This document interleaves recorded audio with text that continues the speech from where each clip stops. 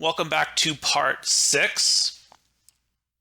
So what I'm going to do in part 6 is we're going to talk about symbol tables. So the work of part 1 is to collect all the different labels that we've written and make sure that we understand and remember what address goes with that particular label, right? Because we had that interesting problem where you can use a label before you've actually declared it, and then what do you do in that case? And we said, right, though, you can have 2 passes, and that will take care of that problem. Pass 1 will simply be read in all the labels, remember their addresses, and then we can use that information in part 2. But that means we're going to have to store that information somewhere. And we're going to store them in what we call a symbol table.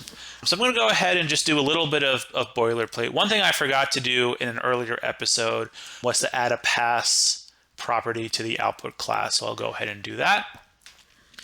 And then we're going to say, well, we're going to need really a new data structure to represent our symbol table. And I'm also going to put our symbol table inside our output class. So what actually does a symbol table need to hold?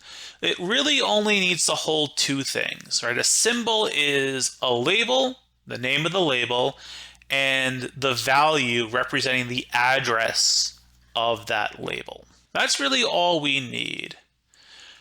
And then a symbol table can just be an array of symbols.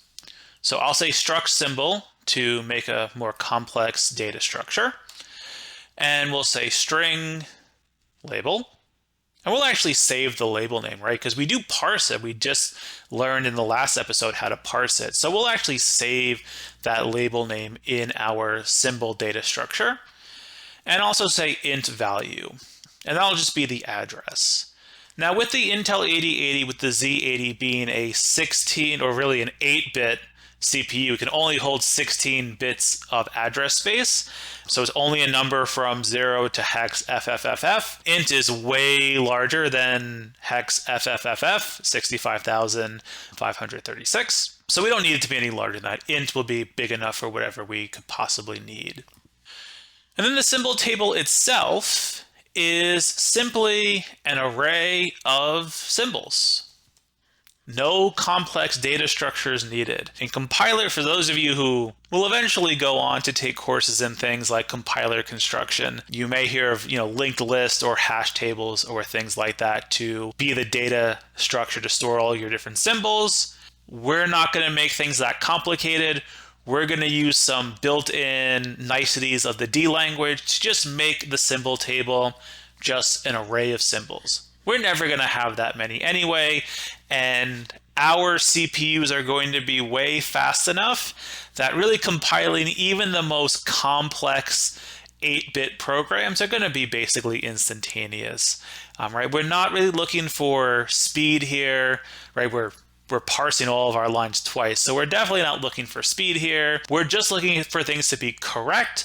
And we're looking for kind of a nice stretch project for maybe the new coder. Of course, that is not permission to not study your data structures, to not study your algorithms. But that's even kind of a stretch from where I want us to be with this assembler. Okay, so we have a symbol table that's just an array of these symbol structs.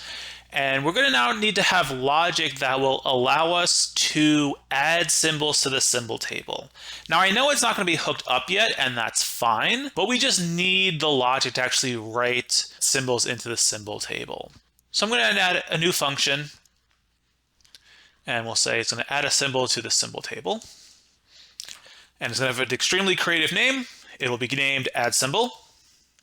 And addsymbol will take a collection of tokens, and we'll also need our output object because, as we just saw, we put our symbol table inside our output object. So the way we're going to add a symbol is we're first going to have to iterate over all of the symbols.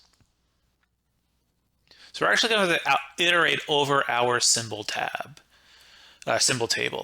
And again, we don't need to declare what label is. D is just going to figure out for us, which is quite nice. So for each label in our symbol table, if it's the case that the label that we want to add is the same as a label that we have found in the symbol table,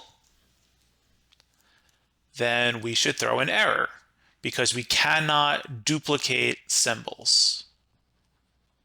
So we'll say duplicate label, and we'll just tell them what that duplicate label is so that they know. That way when they go into that line of source code, they can spot the point in the code that they probably made a mistake.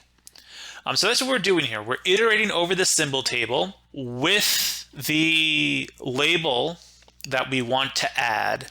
And we're saying if the label that we have is equal to a label that we find already existing in the symbol table, then we have a duplicate symbol and that can't happen. If we iterate over the whole table and we don't find any duplicates, then we can go ahead and add this symbol. So the way that I'm going to do that is I'm just going to create a new struct with this curly brace syntax. And just like we can use the tilde for concatenating strings, we can also use the tilde to concatenate really anything.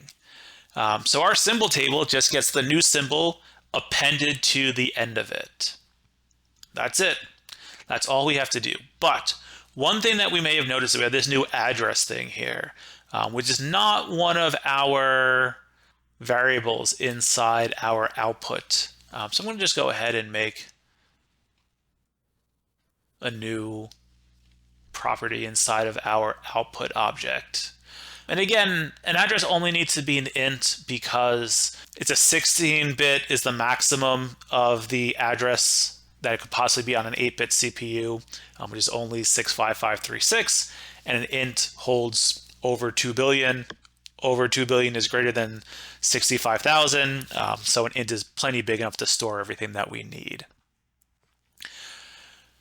And so same thing as with the previous episode. That's all we're going to do for this episode, because this is pretty important enough that it is worthwhile to pause here, read through this code. I mean, it is only 5 lines of code, but make sure that you really understand how each symbol in the symbol table is being assigned this new name label, and then the label we want to add is being compared to the current label in the symbol table we're looking for. If they're equal, then we can't have that. You can't have duplicate labels. We iterate through the whole symbol table like this, looking for these duplicates. And if we don't find any, then we create a new symbol, and I'm using this curly Q notation for a literal notation. And then we just append that new symbol to the end of our symbol table. All right, and so with that, I will commit what we had, add symbol table logic, and I will see you in the next episode.